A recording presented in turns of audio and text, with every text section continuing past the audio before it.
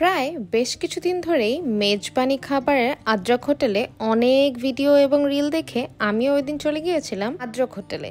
ওদের মেজবানি আইটেমগুলা ট্রাই করার জন্যই মূলত যাওয়া। ঢুকতে এই হোটেলের সামনেই দেখা যায় যে ওরা মেজবান এবং কালাভুনা একদম ওদের বড় পাতিল থেকে বাটিতে করে দিয়ে দিচ্ছে, যা দেখতে খুবই স্যাটিসফাইং লাগে। আমরা ফার্স্টেই ওদের দুটো কম্বো প্ল্যাটার অর্ডার করে ফেলি এবং হাফ কেজি মেজবান অর্ডার করে ফেলি। মাংসগুলা খুবই সফট এবং খুবই ফ্লেভারফুল ছিল, এক কথায় বেস্ট লেগেছে আমার কাছে। তারপর আমরা ওদের দুটা যে প্ল্যাটার নেই, সেই প্ল্যাটারের মধ্যে একটাতে থাকে হচ্ছে সাদা ভাত, মেজবানি বিফ, ছনার ডাল এবং কি নলির ঝোল। আরেকটা প্ল্যাটারে সেম জিনিসই থাকবে, শুধু কালা ভুনা থাকবে। অনেস্টলি দুইটা প্ল্যাটারই আন্ডার 400 টাকা, খুবই ভালো একটা ডিল এবং প্রতিটা খাবারই খুবই ফ্লেভারফুল ছিল।